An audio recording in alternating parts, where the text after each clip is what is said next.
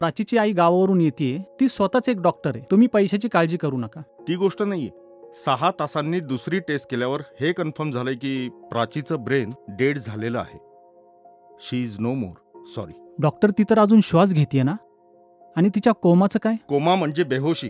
ती बेहोश नाहीये, मशीनवरती जिवंत आहे. म्हणजे व्हेंटिलेटरमुळे तिचं हार्ट चाललंय आणि ऑर्गन्सना रक्तपुरवठा देखील होत आहे. म्हणजे एवढ्या लहान वयात सगळं संपलंय असंच समजायचं का? तसं तर नाही म्हणता येणार. पण तुम्ही प्राचीच्या आईला प्राचीचे अवयव डोनेट करायला सांगितलं तर ते कित्येक लोकांना जीवदान मिळेल. डॉक्टर, तुम्ही एका जिवंत माणसाचे अवयव काढायला लावताय. कायद्याने गुन्हा नाही का? As per transplantation of humans organ act 1994 हे लिगल आहे. प्राचीच्या आईचं तिच्याशिवाय दुसरं कोणी नाही. मी कसं काय सांगू शकतो त्यांना?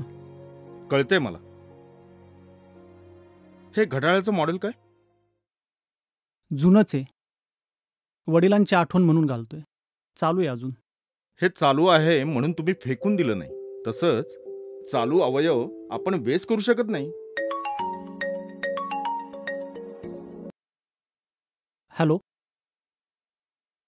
हो, आलो 2 मिनिट. डॉक्टर, प्राचीच्याच आईचा फोन आहे.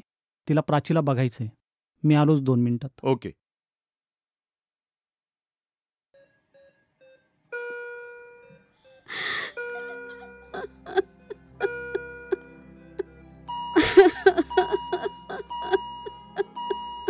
ताई,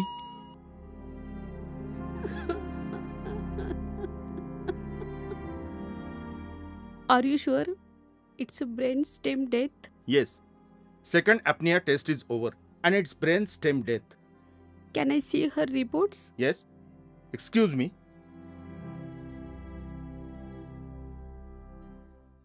डॉक्टर प्राचीच्या ऑर्गन डोनेशन विषयी बोलत होते. नाही. ताई, तुझी एक हाक कितीतरी लोकांचे आयुष्य बदलू शकते. कितीतरी लोकांना जीवनदान मिळू शकतं. अगं आई, आज जर मी माझा रेनकोट त्या आजोबांना दिला नसता ना तर कदाचित आज ते जिवंत नसते. आई, हे किडे बघ, मेल्यानंतर पण एकमेकांच्या उपयोगी येतात.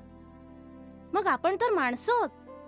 मृत्यूनंतर जर आपण आपले अवयव दान करून एखाद्याला जीवनदान देऊ शकलो तर त्यात हरकत काय आहे?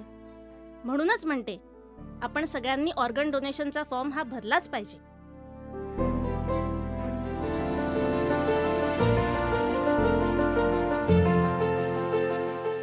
प्राची नावाच्या मुलीने तिचे अवयवदान केले, त्यामुळे काही जणांना नवीन आयुष्यच मिळाले. आपण आलो आहोत प्राचीच्या आईच्या घरी अवयवदानाबद्दल चर्चा करायला.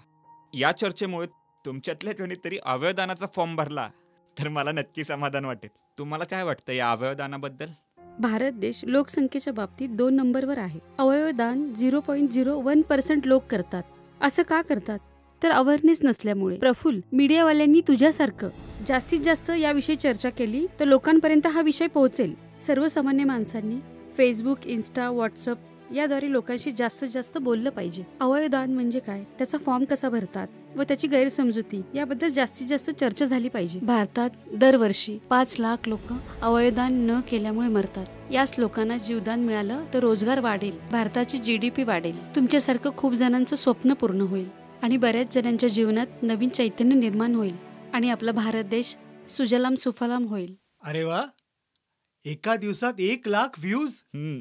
कॉन्टेंटची चर्चा पण झाली आणि पैसा पण छापलास. हा, अरे दादा, प्रत्येक गोष्ट पैशासाठी थोडीच आहे. यातल्या 10% लोकांनी जरी ऑर्गन डोनेशनचा फॉर्म भरला ना तरी माझ्या कामाचं चीज झालं बघ. लोक 2 दिवस चर्चा करतील आणि विसरून जातील बघ. जग बदलावं असं प्रत्येकाला वाटत असतं, पण स्वतःमध्ये बदल करायची कोणाची तयारी नसते. असं काय बोलतोयस रे?